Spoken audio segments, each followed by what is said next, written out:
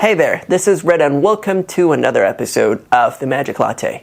In this one, I'll be interviewing two people. There's Ben and there's Valentin. Ben is a great mentalist whom I discovered in Blackpool of 2024, Blackpool Magic Convention, with a project of coin magic. And Valentin is my very good friend that I went for the first time to Blackpool with. And he's the creator of a magic trick you probably heard of, which is called Sonore, that was released by Illusionist and Valentin himself. Please enjoy this next episode. Testing 1 2 1 2. Hello, you guys. This is Reda, your host, and I'm very happy to be with you again. We're in Blackpool City, Blackpool Magic Convention, and I'm with my good friends Valentin and Ben, who are kind of like the Blackpool Magic stars of this year of 2024. Valentin with Sonore.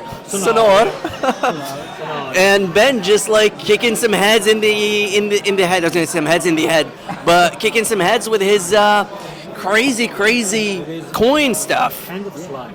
Hand of slide. Exactly. That's his Instagram. It's my Go Instagram check it out. for a reason, right? Yeah. So, do you guys want to just take a moment to introduce yourselves? Let's meditate. You go on. I'd like to introduce myself. Yeah, you're a superstar. Super serious. So my name is Valentin. I am a magician. I'm 27. I'm from Paris. And what should I say? I'm working on a project called Sonore, which you may see soon on videos. And I'll leave the videos talk about it, and that's it. Yeah. And thank you. All right. Ben is pretty busy building up some Lego for a routine. Yeah, so I'm working on like this magic trick where it uses Legos, so it's pretty crazy. I'm Ben Sleight. I'm actually from Austria. I do crazy coin stuff, yes, but like mainly I actually do mentalism. But I guess by now I have to consider myself just as a magician because I basically do everything.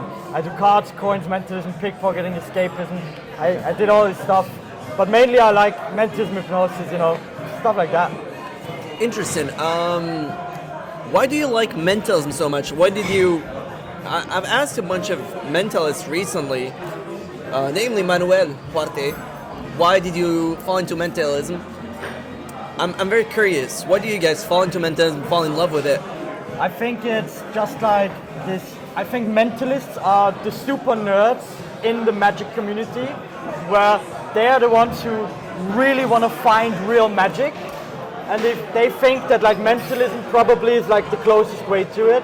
I don't personally think that's it, but like it was definitely the reason for me because in the beginning it feels like real magic, because if you do proper mentalism, just guessing like pink cards, playing cards, it feels real. Yeah. Or if you do hypnosis, for example, which I personally do consider as the closest thing to real magic. Yeah. Where, because it just happens, it's just in their mind, it happens. I think that's like the point where they want to go for real magic. Where I used to think that as well. Nowadays, I just think real magic is a feeling and not a concept in itself. Interesting. So you can do it even with music, you can do it with art. Obviously. We have the perfect example for that. You said you think real magic is... Come again? I think real magic isn't like a concept or anything. It is more like a feeling. Like when I show you something and you feel this astonishment and this kind of sense of wonder, I think that's like magic. Yeah. Interesting. And not me doing a crazy trick. The crazy trick is only the tool to get to it. To get to the feeling, That's why I'm probably not a mentalist mainly anymore, because I just like the stuff that I do. And I probably give the people with the coins the same feeling by now. You definitely do. Mentalism helped with learning how to perform. Because you notice like you can be a good card magician, but be a shit magician. So you can do the card tricks, it's difficult moves, right? It's impressive. You get reactions, but like you're not necessarily good because you don't know how to talk. Right. And with mentalism, it doesn't matter what you do. The most important part is that you are good at talking.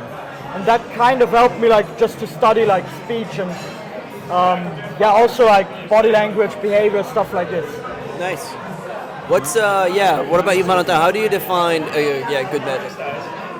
I just wanted to add something interesting about what you said. In the end, when you think about what magic is, when you describe what's happening in someone's body from the audience, it's an emotion trigger, right? So in the end, it's something that is perceived through the senses of your audience, like through the eyes, hearing, smelling, touching. Yes. And then it's going to trigger emotions. So I think that's why we've seen so great magic with the smell, what I'm trying to develop on the sounds, because we're not only willing to surprise someone, we're actually willing to work and try to find what will trigger emotions. And the closer we can get to these triggers, maybe the closer we can get to magic. Yeah. So I have the impression that, so we have some techniques to do that, try to use sounds, make some sounds appear, make some smell appear. But it has also, it can bring the importance of the type of objects we use. For instance, if we use some objects that are weird, people have never seen, they cannot relate to anything about that. There's no symbolism with it. It's not connected to the unconscious collective mind. So that's why, personally, I'm getting away from all these magical objects that you can find with like flashy colors, because it's not been used. It's not used by the people like in a daily life. So, to my mind, in order to be closer to the emotions and the right part of the brain of people, is try to give the impression you're doing impromptu magic. Use objects of their daily life, things they're connected to, things like that, and do things with that, so that it feels improvised. Use keys of their cards.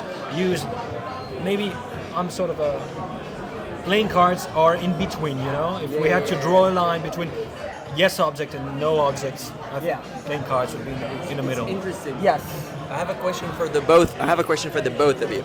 You, on the one hand, Ben, we're talking about how mentalism is about like purifying and then showing how good you talk and you approach your audience. So basically you're talking about impromptu magic, like just showing up and being good as a performer. It's not necessarily impromptu magic. I think it's like it goes for every kind of magic or presentation as well. As well, it doesn't necessarily have to be magic. Like for example, after Corona, I started a sales job, right? Really? And the same things apply. Yeah. If you know how to talk, if you know how to interact with people, obviously, yes. Having a fun time, obviously that helps in that job as well. And I think that goes for pretty much everything where you have to do with people. Like every occasion where you're interacting with people, it's a useful skill to be able to just talk, to be able to just entertain, even just with your voice, even without doing a trick or anything. And then the tricks are the tools. That's why there are some people who say it's not a trick, it's art or something like. I don't like that, because if I make a coin vanish, that's a trick. Yes. The magic is the feeling you get if it really vanished. Like you don't see it go in the other hand, you don't see it go to the place where it goes, right? And you just feel, and that's the key part, right? If you put it there, even if you know it's not in that hand, you kind of feel it is in that hand. And that's what actually not necessarily fools you, but like gives you the feeling of it is in his hand, it's gone now, that's magic. Right? That's pretty cool. And then you, Valentin, you were, on the other hand, you were talking about, it's interesting because I'm going to take the words that you use. You said, giving the impression that it's impromptu magic, using people's everyday objects to give the impression that it's impromptu magic. Can you talk more about that? Yeah, actually, a few years ago I read, I think, Pure Effects from Darren Brown, and he told us that the magician usually places himself in the superhero position. Right? So it gives the impression that he's different from you. And he says to create better magic, which triggers better emotions, lower yourself to their level. Consider yourself as humans as them, And I think we all know that there is some sort of information that communicates through our intuition and conscious mind and all. This is proven. So if you lower yourself to a human position, then a channel can open, right? Yes. So that what you're experiencing, what you're bringing them to experience just as a guide towards something impossible, you bring them slowly by slowly, you open a door towards the magical. Only then can they feel deeper emotions, to my mind. So, for that, I think you do not have to place yourself bringing objects that are weirder. You lower yourself to this position of human. You use everyday object as impromptu because it feels like you're opening a door to a magical atmosphere that surrounds you, but not necessarily comes from you. This is why I love the sound that could come from something else, somewhere else. I have a question on that regard. You're saying lower yourself, but isn't it really just like a shift of perception rather than lowering yourself? Because I mean, don't put yourself above them. No, Be on equal level, right. like humans. You're just having a conversation. Yeah, especially if you see it on a scale, it's obviously a bad way of saying it, but it was a simple way of saying it. But just change the frame that usually exists. It changed the frame so that you don't have to lower yourself, of course. You're just where you are with the capacity to interact or to be surrounded by an environment that is more than they are thinking of. So you're actually leveling them up. It would be a better way to do that. Yeah. You're getting them involved. Exactly. They're not watching, they're inside of the magic that you happens. try to higher the frequency of what's happening, right? If you're here, but I'm taking the example of sounds because I'm working on it, but obviously if you have the capacity to make sound appear, but not necessarily from you, it appears from there. People have shown that it's very powerful in seance, psychic shows and seance. So think about that. It's the closer you get to the perception, the sensors of a human, sounds, touch, the closer you are to the emotions, to the body, because the emotions are the language of the body and all. And one thing I want to add is something very interesting you said about learn how to talk, learn how to express yourself. So learn how to use your voice and the sound, and the pace, the rhythm, the tone as well. But also, and it's very hard, it's a long road, but try to study maybe something like how you choose the word you use.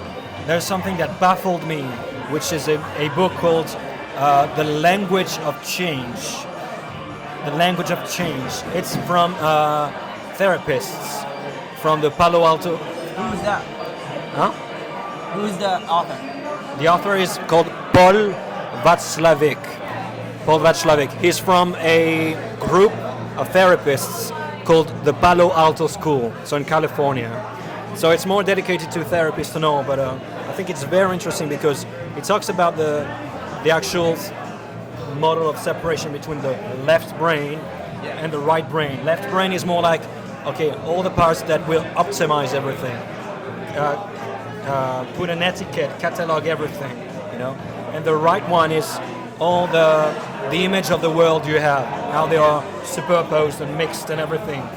Inside of that, the right part of the brain, you have the unconscious part, what you had in your childhood as well, the transgenerational thing that your parents give you and everything. And what is interesting about that, just in a simple way, is that this has its own language, and this one as well. This being the right side, and then that exactly. being the left side. So basically, when someone's doing hypnosis on you, they're directly talking to the right part of the brain, and because they are shutting up the left part of the brain. Yeah. But depending on the words you use, you can actually, for instance, someone is the natural frame of a magician is, you're an entertainer. No, you're an entertainer, and they have the image maybe of a clown or something like that. So by specifically choosing the right words, you can deframe something and recreate the frame of something you want, right? And just a quick example of how powerful, just like Dumbledore said, words are the most powerful source of magic we have. Just an example of a pun, a joke is an employee, who's about to leave the firm, goes to his employer, thus former employer, and says, "Oh, I'm about to leave the firm." Okay. And the boss answers, "Oh, where are you going to go?" "Oh, I'm going to, the competency firm the other way across the town." "Oh, great." So that the intellectual level of both the firms is going to raise. Okay? So by choosing those words, he cannot be accused of anything. Because he used what is it called in English? Subconscious talking, you know? Because he's basically, now if I talk with the left part of the brain, he basically says, you leaving our firm Good for us. is going to increase the level of the intellectual level because you're the most stupid one here. and the competency is very low and you're going to be the most intelligent ones. You're going to be the most intelligent one over there, but here you're the most stupid one. Exactly. So yeah, cool. Just same thing. Sorry for talking about it. That's pretty cool. I have a question for you guys because we've been talking about a side of things that's very interesting. It's like the approach to the audience. Now we've covered that. I feel like we've covered that, like your different approaches to an audience. And I'm very much interested as to how you work on your routines. Like, let's say you're working with Sonore, for instance. You're working on the project that you came up with your coin routines. Yeah. How do you approach every routine that you create with your tools? When you want to create them, how does that work? If you want to go first, Ben. Yeah, I can go first. So for the coin project that I did, or that I'm doing right now, it's basically like I've just been playing around, and there are certain things that just annoy me in Magic, right? For example, if you do sleeving, the moment you drop your hand, that annoys me. It's just like it gives it away all the time, and even to lay people, like that's what I know. It's like it's not good. So now I was there just thinking about like, all right, that annoys me, and I have this mindset in life in general. If something annoys me, I'm not going on about it like for days and complaining and whatever, because it doesn't make any sense. Because either if I can change it, I will change it and I will find a way. If I can't change it, I gotta accept it, and if necessary, I even just change myself, right? So for me, it's like I see a problem. Sorry. How do you change yourself? What do you mean by that? You just do reflection, and this is like not necessarily even about the magic, but in life in general. You just reflect. If there's something you don't like about yourself, you don't have to accept it. Okay. You can accept it, and it's very good to accept yourself as a person and not put yourself down. But accepting yourself as a person doesn't mean you're accepting every part of yourself. So now, when I have something that I don't like, for example, I tend to talk a lot, right? I tend to talk way too much when I'm with people, especially when I'm excited.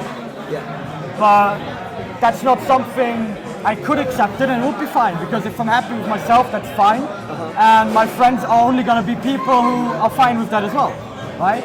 But I don't want to accept it because it's something I wanted to change. So I got into like meditating. I got into like the power of silence, right? And it actually improved my communication skills so much. And that's what I'm saying. Like, you can accept it, and it's fine as long as you're not hurting anybody else. But you don't have to accept anything about yourself, because that's the one thing you have control over, yourself and how you behave. And for Magic, it's the same thing. If you find something that annoys you, or if you find something that you find really interesting, what you want to do, just do it, just go for it. And if it just doesn't work out, change it. No difference, just change it. Valentin, what do you think? It's a very humble approach. It's very like self-introspective, whatever approach. Like, it's like you're looking at yourself in the mirror, taking a photo, and then you keep like, okay. It's all about reflection. Like, I think with this, you're gonna be the best, like in every field that you do, because you're not gonna be comparable. Because if you do exactly this, you don't have anybody else who can compete with you, because you're gonna be just yourself. You're not that magician, you're not that musician, you're not that artist, you're not that guy, but like, you're Valentin, I'm Ben Slide. You know, there's a character to it. Yes. David Blaine is not David Blaine the magician. He's David Blaine. Everybody knows who David Blaine is, right? There's no explanation to it. And he doesn't Sorry, have to who's do that magic. again? David Blaine, right? Yeah. But like, there's no explanation needed, because that's just who he is. That's his character. Brilliant. Right on, Valentin. Yeah, I mean, what I'm about to talk about, it completely resonates with what you talked about. I think that you'll have like obstacles and things that will happen in your life that will make you change. So this will be part of who you become. Yes. But I think, and I completely believe in what the body says. So maybe it's going to be a little bit theoretical for you or not, but I truly believe in that. In a way that I think you have sort of a center yourself, and through life and all, we get torn apart, torn away from this center. And we have to develop a sense of listening to know what is making us go away from the center and what is making us go back to what we are actually aligned to and all. So, for instance, maybe a lot of people live that. I've always wanted to do magic, but it's been hard. I've always been afraid of doing it, performing, maybe a lot like other magicians. A lot of it.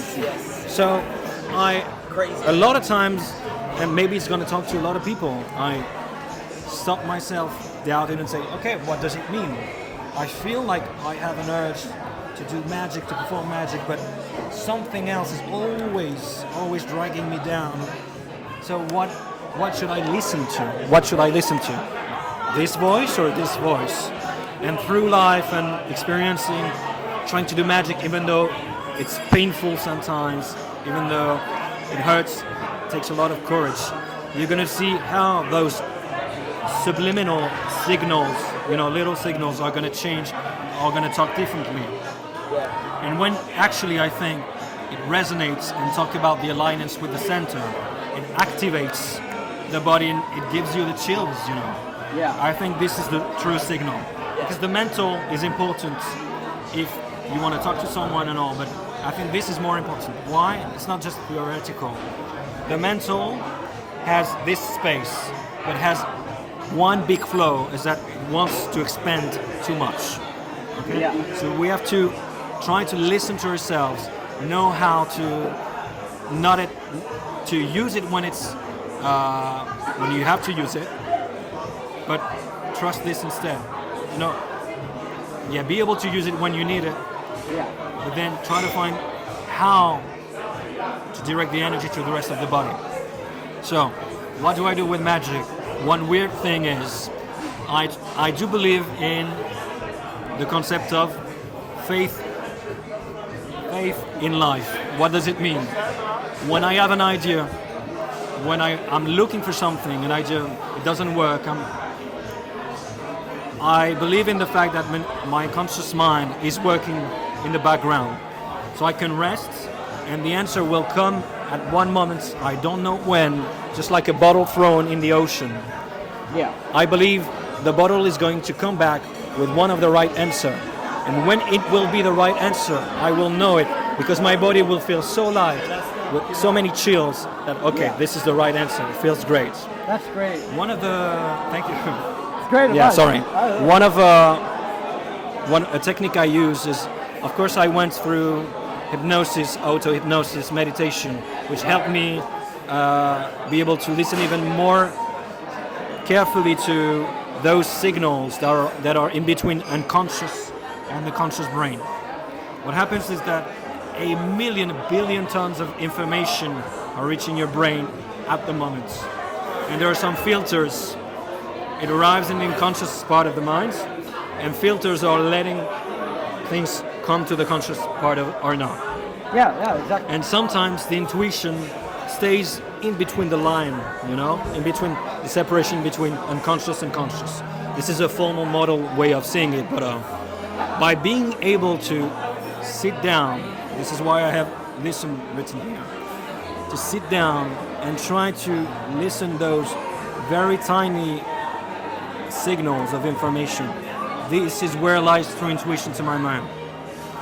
When you're working on something, and just a quick idea comes to mind, oh, this would be funny. Listen to that coming. Just it flashes in your brain just like a little sentence, a little image. Try to listen to that. Do not let it go away because it passes very in a subtle way. Yeah. And what I do, I like to, for instance, for Sonore, I like to enter into a trance state, a meditative state, and imagine myself performing something with Sonore. I'm just sitting at a table, blindfolded, with a dictaphone, an audio recorder on, and I try to enter in a state where images are coming until maybe it mixes just like in a dream, until great ideas come. And that's how the harmonica came in. That's how those Harmonica came in. is awesome, man. So I believe in the fact that I'm not controlling everything. You know, the world of ideas are. I let the ideas come in, and I try to be in an observant way of letting them enter. About the harmonica, basically the effect is, to describe it quickly, because this is going to be audio format, if Valentin grabs a harmonica, plays it, and then removes his hands, and to everybody's awe, there's no harmonica. He played harmonica with no harmonica, which is absolutely brilliant and poetic. And it could be everything in his hand, like he was doing it of what was it before, like a waffle soup? Yeah, sort of a drawing. it has so many use cases. Or just nothing. It's his idea, by the way. Yeah, Let's give credit to the one that thought of. All right. And that concept you were talking about is an interesting one. I do that a lot too. It's called creative visualization. Yeah. It has a name and it's brilliant. There's so many ways to do it, and the way you do it is actually brilliant because it's like you have an open stage and you can do anything in your stage, which is just basically closing your eyes and then imagining stuff. I think I've expressed this, but I haven't told you guys directly, but I have huge respect for the projects you're working on. I don't know if you guys see it the way I see it. I'm pretty sure like somewhere within you guys see it the way I see it. I feel like you guys are impacting the future of Magic through releasing what you're releasing, because that's genuinely how I feel about it, because I'm thinking like 10, 15 years from now, your project is going to have an impact, Valentin, and your project, Ben, is going to have an impact. Like, there's going to be magicians who are going to pick it up and make something absolutely brilliant out of it. I'm 300% sure out of it. I don't know if you guys thought of this when you were like working on it. I mean, when I started working, I mean, it was 5 or 6 years ago. I had the idea of Sonore, and I was younger, with less confidence than I have now, let's say. And way more hair. I saw some pictures. Motherfucker. Yeah, you cannot hear me right now, but that's a motherfucker hair. That's gonna I don't have any problem. In a second, This is where my whiteness comes. And by tickling the idea, by doing these exercises or these way of thoughts, at the beginning I started having ideas of what could be done, what could be performed with that, and it's specifically having these strong sensations in my body of. Sorry. Oh no. Okay, sorry. This strong sensation that it could be phenomenal, like having the chills inside my whole body, like my body was, let's say, illuminating of of adrenaline. I said, wow, that could be great. And of course, it took me like more than 5 years to get the confidence and do it. I had a lot of doubts, but every now and then, because maybe it comes from here, this energy was brought back and telling me, yes, it's great. I know you have like mental barriers in this, but these were like popping out from now and then, trying to tell me, yes, go for it, and try to continue. So I'm not saying that every time you get this feeling it's going to be great magic, but I can just talk, and it's not out yet the moment we're talking, so it's not finished yet. Let's keep continuing working on this project on my side, and you have the microphone. Cheers. Yeah, so for the coin stuff, right? What was the question? Why or what? My question is, did you, when you were working on your project, did you realize that it could be a legacy to some other Obviously magicians? not. I don't think most magicians or creators would think that way, and I do think if you think that way, like from the beginning at least, it's not a healthy thing to do. Okay. Because you're gonna set yourself up for a lot of like false expectations. Because it might be, True. but probably not. Especially if it's like the first major thing you're putting out. Yeah. It's probably gonna be like, it can be really, really great and make a lot of difference. But if it's becoming a legacy, then that's because it's just becoming a legacy. I don't think there's much we ourselves can do about it. I think it's the people who watch it, who enjoy it, who really do the most work. They're the ones who and decide give it if the- it's a legacy or not. Yeah, That's what you mean, yeah. and they are doing the most work in it as well, because for Sonore, for example, like what you're doing is crazy, amazing, right? But I can only imagine like a 12-year-old kid somehow happens to get his hands on it and comes up with the craziest shit. Exactly. Where even you be like, how do you do it? And then he's like, oh, I'm using your thing, and you'll be like, what the fuck? And that stuff happens, right? That would be awesome. Yeah. And that is my wish for obviously your project, but like also for my project. It's not Yes. about me putting myself out there and showing, oh, I'm so much better at anything, or creating a legacy or whatever. I don't care. If we got 3 people to watch it and those 3 people have something from it, then that's perfect, right? Because my idea is I just created these things for myself. Yeah. Because it were things that annoyed me, and I wanted to have a solution. Yes. I wanted to have a very clean vanish. I wanted to have a very clean production, right? Yes. And I just found the solutions for myself. Yeah. Which is probably similar to what you did. Yes. And so I just found the solutions, and now I'm at a point where I have the opportunity to share it with other magicians. And I just think that it's like, it's not something we should hold on to, because we can improve the whole magic society by just giving it up, right? Yes. By just giving it to other people. And yeah, that's my point of view on this. I don't know. No, it's a great point of view. I like both your point of views. They're absolutely brilliant. I wrote a question earlier because I thought of it and then I forgot about it, and then it came back. We had an interesting chat with a French magician whose name is Jean-Luc Bertrand, and a stand-up comic in France. Valentin and I were in Paris with Jean-Luc, and we were having a drink, and this guy, stand-up comic, was with us. And we started performing magic for that guy who's not a magician. So he was pretty happy. His name is Thomas. And he was very happy. He was like, yeah, as long as it's a free show for me, I'm not paying, I'm happy with the magic tricks. Yeah.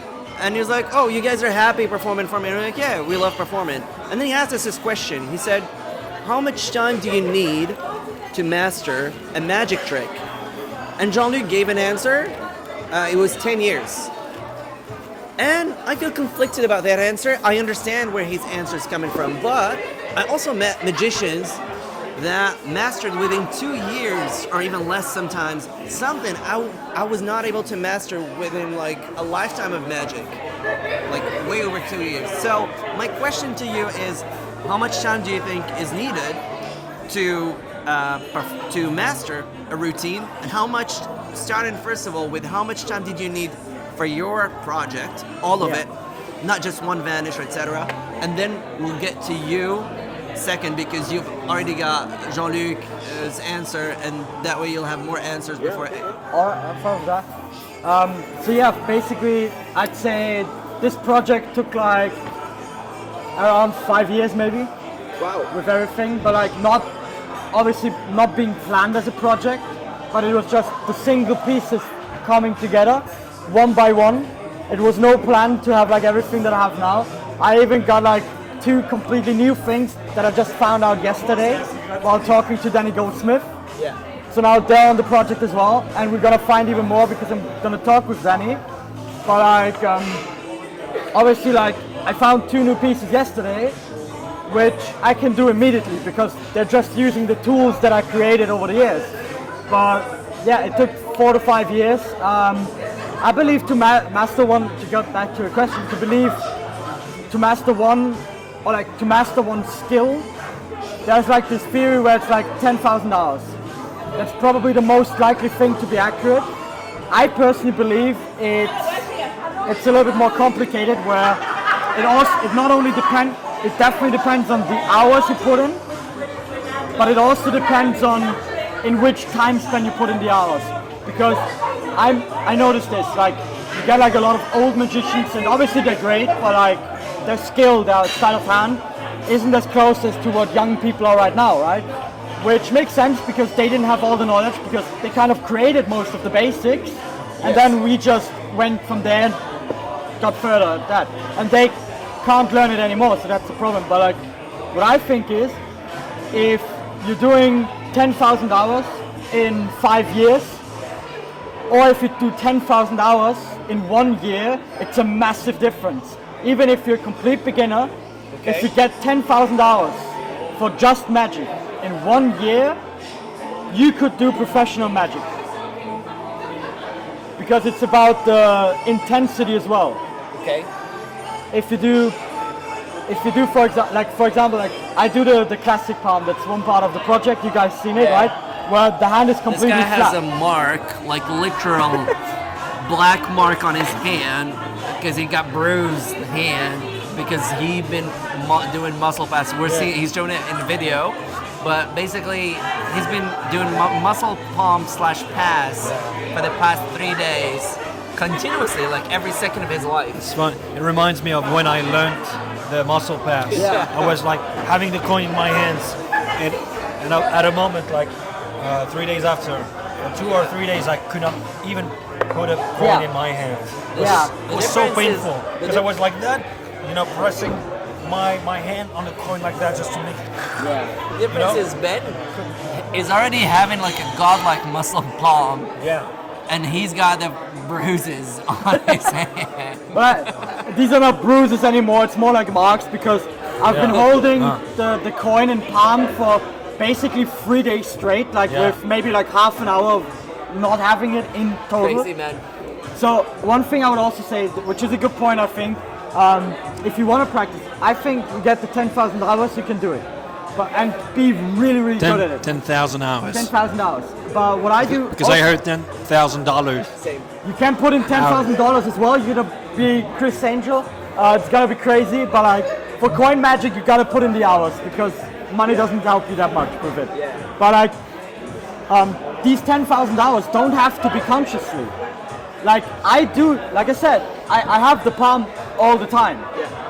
Where now it's like I'm way past 10,000 hours already. Like I have so many hours in like the palm, because I'm just doing it while walking, while talking. I have it, I take a drink, I still have the palm. I give it my hand, I still have the palm, I just do it all the time.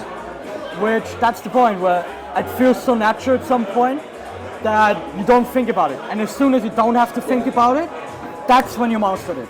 The fun fact: the first time I met Ben, it was through Clément Di Natale, and he was like, "Dude, shake hands with Ben." And I shook hands with him, and then he was like, "All right, now check out my other hand." And he was actually doing a muscle palm the whole time, and made a coin vanish out of thin air. So yeah, that's how you go. Well, same question goes for you, Valentin. What do you think? How much time do you think is needed to master a thing? And also, how much time did you spend on Sonore? I think it's a question of defining. What? It's a question of definition. If you're talking about mastering a trick which already exists, it will take a certain amount of time to learn the techniques, the way of talking, presenting it, depending on how you learn, what skills you already have. And some people will be better, some people will take a little bit longer. Exactly. But you can learn everything basically. Yeah. If you're actually drawn by an idea that you want to develop, trying to find whether or not it can become a magic trick, a magic, like something sensational, I don't know. You don't know. Yeah, there's no. You don't know the time it will take, because like I was talking about those little signals and all. And it depends on how good you're able to listen to them and how good the signal is. I mean, no one knows about that. So one thing I want to add is it can be 10 years and maybe in 6 months you can master a trick you've invented. It's great. If you don't show it to anybody, it's not going to progress. Yeah. See? That's So the point. of course, I mean, it's always about that. Of course, sometimes we're afraid to do magic. We're afraid to show it, but it's going to be by showing it, exposing it, failing. I mean, we're always still on the same thing, failing it. Even though you're afraid of that, this will probably improve your trick at the speed of light. And one last thing I want to tell is that you've mastered it in 6 months. It stayed the same for 10 years. The trick is great. Yeah. And then comes a 12-year-old kid and says, "Oh, why don't you do that?" And poof. Or even an 80-year-old man or woman. Of course, It yeah. could be anybody. A It woman, doesn't have to be a this. magician. Yeah, It yeah. could be anybody. Like Could a be skeptic, anybody. can you tell you? If you're able to accept the fact that you not necessarily found the best way to do it, like you put your ego on the side and you accept to listen to what people say, you gotta be also able to feel when someone critiques from the ego, Yeah. because I wanted to say one thing. Yeah. I'm sorry. That's what I said. Like, wanted to say like you have to be able to accept feedback, but you don't have to take it in. yeah, Like exactly. you listen to the feedback, but you don't have to accept what they're saying. Like you can still be like, all right, I see. I'm gonna look at that. Yeah. And then when you look at it, you can still be like, all right, no, that's not helping. right. But like just listen to it before you make a decision. It's very interesting because as part of maybe sensitive magicians we tend to absorb a lot of information. So when someone critiques your work, those signals that enter, they may hit somewhere in the part that makes you unconfident, makes you doubt and all.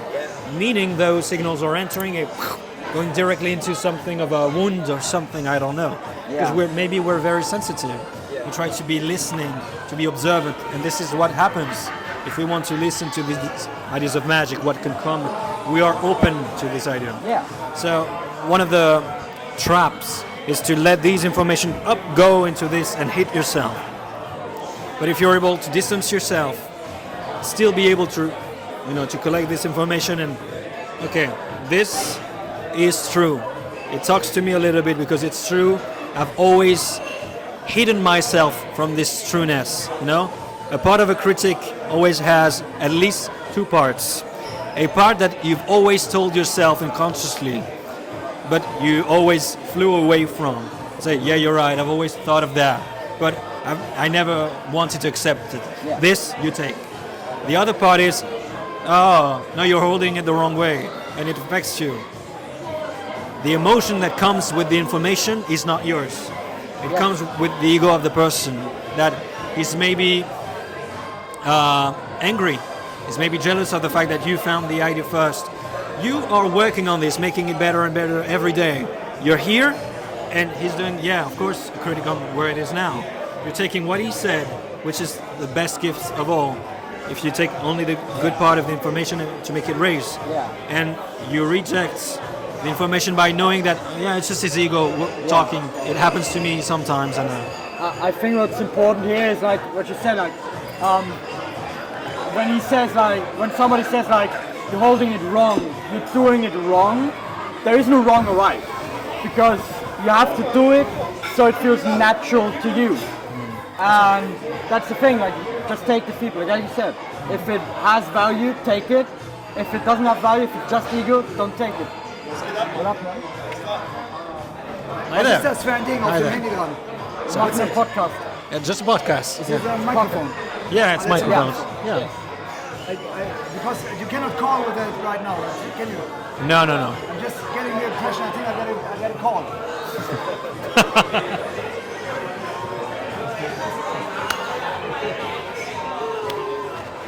fucking love that shit. Thank you. That's the silliest thing I saw today. It's brilliant, man. That's brilliant. Alright, so there's a bit to edit out. One last Hello, stay. one last thought I wanted to add is that Sorry. so Because I'm probably not going to edit it. Just a guy stopped by, shook our hands, and put a thing on his head, like a straight line thing, and said, "Oh, is there no signal here? Because you guys are recording." I mean, they're funny. They're German. I saw them like yesterday at the Ruskin bar Yeah. doing magic, like they watched me and stuff. We started talking a little bit. Funny guys, Yeah. but they're Germans, so they're extreme. Like it's like with Austrians, we have like extreme humor, Yeah. and they don't give Anyway. a shit about like anybody doing a podcast. Yeah. And shit. Like they don't Let's. care. But it's Well, fun. sorry. That was just to explain what was going on. Here's.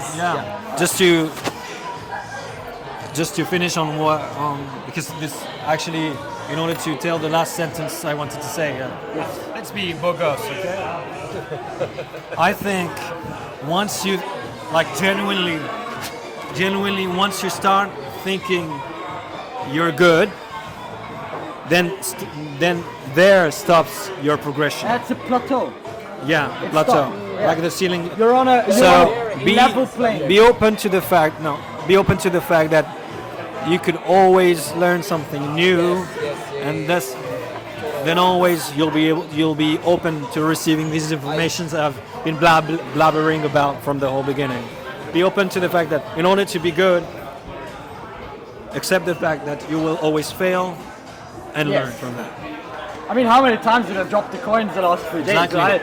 It's like, I probably had the coin on the bottom more times than I had it in my hands, so. Yeah, even like I was gonna introduce you to some people. I was like, "Hey guys, you're not gonna believe what's gonna happen. Here's And I go Ben," like, and then and the it's dropped. coin fell, like right when he was about to show off. That was funny. That's thank you, but what? Thank you. I said what I had to say. Oh, okay.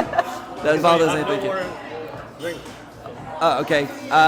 Now I have like so many follow-up questions, but the idea was for a 20-minute format. We're at almost 15 minutes, so I'm gonna ask you the last questions that I ask everyone. Yeah, all right. And I genuinely hope that when your projects are released, we do a second episode. It would be even more awesome if we can do it with the both of you together. Doors open, and there's police coming. Or is it? No, it's not police. The firefighters. Just a problem with flash paper. Oh yeah, Oh, crazy magicians. thing happened. The convention, the first day when the auction was, there was a fire alarm. We had to evacuate for like half an hour, That was really? crazy. Jeez. Nothing happened though, but like still. Okay, keep going. Yeah, I was saying I hope we'll do a follow-up episode after you guys release the projects, your respective projects, and I'd like. be really happy to. Cheers, man. And it'd be my honor, genuinely. Separately or even together, it'd be like a follow-up with the both of you. It'd be even more interesting because different experiences, because different products. Cool. But yeah, we'll. The idea was to make a small format. This is gonna end up at an hour. But yeah, the idea is to like go for the last questions. There's two of them. First one being, who's your biggest inspiration? As a magician, who's like, when you saw that one performer, maybe that one YouTube video, that one performer live, and you just went, oh my God, magic is cool, I want to be a magician. Who was it? Maybe it's a magician, maybe it's not a magician. Like in my case, it was not a magician. But who was it for you? How and why? That's one question, and then there's going to be a follow-up question. All right. Do you want to go first? You go. There's so many people, but I mean, when I was young, I would say Yeah, okay. Let's talk about Guy Hollingworth. The way he was sitting at his table and playing with what he had on his table, like paperclip and all. The way you gotta position yourself towards magic is playing, I think, in order to find things. So this had a huge impact on me. The way I tend to see my environment and all, makes me resonate a lot with the work of Tobias Dostal. I love his work. It seems he's working so much to make it look natural, improvised, and also He's this amazing. guy is amazing. I really love his work. because he's playing with other things than cards. He's playing with the shadows, what you see, so I love it. And just other types of artists, I would say. One of my favorite French comedian is called Roman Fressinet. Roman Fressinet, sorry. Yeah. I was about to say you, yeah. He's great. His work is great. I really love his work, and even his interviews when he's talking like we are doing, I really love what he's saying, and also in the whole part of who he is, I really love him. So yeah, there would be a lot of other people, and one last shout out to one of my closest friends, Sacha Crespi, who was the first one to actually see me. We were the two of us in Cambodia talking like that, like deep conversations about magic, like to see what goes behind magic. He had a book released called Being Magic, after that Sharing Magic. He has such a way of seeing and talking about magic, which is impressive. He gave me the impression of a magical atmosphere created around him. And he was the first one to tell me, I feel like inside of you there is a magical voice which is slightly getting out. I love that. And this was like one of the first words of acceptance that I received from other people. So I'll be forever, That's beautiful. grateful to that man. Yeah, thank you, brother. I love you. Yes, thanks a bunch. That's beautiful. Yeah, so for me, the reason why I started was actually David Blaine. Classic. Classic, right? I'm joking. So I was a very shy child, wasn't being really able to talk to people, especially... How old were you? 10? Yeah, okay. Something like that. So I wasn't able to talk to people, right? Especially girls, right? And then I saw on YouTube, I saw the TV special from David Blaine by chance, right? Yeah. And I didn't know anything about magic, and I was like, oh, he seems like a shy guy as well, but he's going up to strangers and just doing crazy shit. Oh, wow. Maybe if I could learn that, right? Because Yes. he's more introverted than extrovert, which Yes. I am as well, which you might not be able to tell, but I am. But like, then I thought like maybe I could do this. So I was looking through stuff. I didn't realize there were like magic shops and there were like tutorials on YouTube. Yeah. So I just watched his like sandwich trick where he just basically does a double lift, gives the card to them, they hold it between their hands, it changes to the card. Without knowing anything about magic, I just watched it like 200 times till I kind of figured it out, and I did the trick for my parents. Yeah. Then after time I found the YouTube thing and it went all crazy. Yeah. More modern inspirations for me, I'd say Dynamo is a great inspiration. I really love Troy, you know, Okay. the UK hip-hop kind of magician, he's amazing. Okay. But my biggest inspiration were Barry and Stuart. They aren't like a couple a magic couple anymore, not together, a magic couple anymore. Yeah. But these are, if you ever want to see like the craziest magic, Yeah. just go search up Barry and Stuart on YouTube, Stuart, Barry is just Barry. And they're doing the craziest shit, like honestly till this day, most of it I still don't get. They're just crazy. They're like the best performers I've ever seen. Yeah. They're so amazing. Everybody should watch them, and they've been like one of my biggest motivations. Oh, obviously, and Tommy Wonder for like misdirection, Paul Daniels. You know, there's a lot of, like Valentin said, there's like tons of people. Like I could go all day while counting my inspirations, right? Yeah. Oh, and Joe Mama. Joe Mama. Yeah, Joe Mama. One last thing to say. Stay cool. He made very, very bad taste sunglasses appear on his head. I think they're cool. They fit his style. You think they're a bad taste? He looks like a James Bond villain. You know, one of the creepy ones. Actually, so I believe you wanted to say that James Bond villains try to look like him. That's true. Glasses. I love those glasses. Do drop. you have a problem with that? No. I love them I as believe well. they do have a problem with me. Yours because I Oh yeah, now you look way better. Oh, you look way more intelligent. yeah, because I can't see shit when he's wearing my own glasses now. Who are you? Oh, it's Valentin. Oh my God, you're Sonore's creator. Hello. Bonjour, ça va? Hey, are you the creator of Sonore, Valentin? Sonore? It's amazing. Sonore. Sonore. Si chiama Sonore, per favore. Cheers, Sonare a guys. Bibidi Babidi, I don't know. Sonare a Bibidi Babidi, I don't know. Non sono italiano, sono francese, però voglio che si chiama Sonore perché ha piaciuto molto ai ragazzi italiani, quindi voglio che si chiama Sonore. Sì, sì, yes, All right. Last. Salute a tutti, ragazzi italiani. That means hello, everyone. I'm an Italian guy. Or yeah, whatever. So, last question I was going to ask you is, what is one sentence, one maybe quote, one thing that you'd want to share with somebody else that you like? You'd have like maybe somebody to share with you. You would share with your previous self, or you would share with your future self. Yeah. Something that you think is key for you as an artist, as more than an artist, but as a magician, as a provider of illusions in this world. What is one key sentence that you would? It can be like longer than the sentence, but it is key for you. It is who it defines you within your soul. I said so many things, but basically you got the gist of it. It's such an important and hard question. I know. Because people would say, stay true to yourself, you know? What does it mean? It's so hard to know. Who are you? Right? Who am I? Well, I'm becoming myself. yeah. Nietzsche said, become who you are. And in its sense, it's an absurd sentence, which means a lot. So I would just use the two words I have on my wrists, which are basically just listen, which has a lot of meaning to myself. You've heard it through the podcast. Listen and dare. I think everybody who's listening right now is very good at the first thing.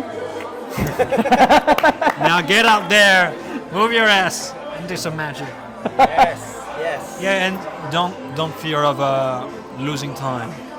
Oh my God, do we lose time? Yes. And I advise everyone to go if you're frustrated about not being able to do something, you're afraid of that.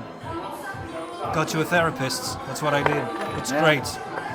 Perfect. It's- I think everyone should everybody do that. could benefit from it.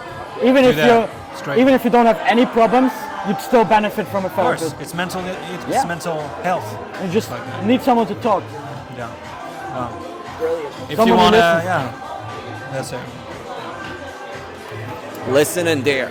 Brilliant. I love it. What about you, Ben? All right. My advice would be, take risks. Just take risks. So People invest in crypto? Sorry. invest in crypto. Go for stocks. Scratch that. I never said that. Not Go financial- into not financial advice. if anybody offers you like a pyramid scheme, just take. No, obviously don't do any of this. You can invest in crypto if you know it. You These can are invest in stock absolute if you know it, jokes. but like, Just jokes. Yeah, We're just just jokes. jokesters. we don't advise anything on this show. No, take risks in the sense of like, if you get a feeling like, for example, with mentalism that works great. If you get a feeling like you're just talking to someone and you just be like, oh, are you Cancer by any chance? It's a star sign. And if it just happens to be that, that's a miracle. If not, whatever. You didn't do anything. You just said, are you Cancer by any chance? If they say yes, you'd be like, oh, that's what I found. Exactly. And then you go into cold reading, for example. Otherwise, it's just part of the conversation. Yeah, and you can even do a line. I think I heard it from Peter Turner the first time. You can just go, if they say no, you can say, oh, that's interesting because you have a lot of in common with a Cancer actually. Do me a favor tomorrow, pick up a newspaper, go to the astrology section and look up your star sign. You'll find that most of it will work. But also look at like the Cancer star sign and you'll find that maybe not as much, but like there's still a lot that will actually apply. And this works because it's bounding statements. Every one of those will apply to you if you think about it. Yeah, but like take risks. Even if you maybe like put a coin at someone's back pocket. If you see somebody putting their PIN code in their phone, just watch them and wait 5 minutes and then do a PIN guess. Yeah. You don't need anything. Just not in take a risks. creepy way. And if it's not correct, whatever, just do something else. If I wanted to guess a playing card, I rather try it for real than do a trick with it, because if I fuck up, I can still do a trick. I can still go in the deck and say, oh, it's interesting because that's actually my lucky card. Take it out, put it in my back pocket, right? We're magicians, we know how to do stuff. So just take risks and just try stuff out. And you will find even more stuff and create more stuff just naturally, without thinking. Brilliant. So basically, listen and dare to take risks. Yes, that's perfect. It makes so much sense, and it's like fluid. Thank you guys. This has been so brilliant. Like we have obviously Morocco here on my end. We have Valentin, France. We have Ben, Austria. An hour. Yeah, An hour. Head in an hour. This is the first time that an episode is head in an hour. Well, you invited two people who love. True. Yeah. I mean, yeah. It's just like there's so much like good stuff here in Blackpool. It's my first time doing it. It's like it's so cool. Like the vibe is just great. We just met, and then it's just like pam, and like we're having good talk, and this is happening. It's so cool. Thank you guys so much. Thank you, man. I've been Rita with Valentin and Ben. This has been I don't know how many episodes we're in, and I will see you soon. Take care until then. Bye-bye.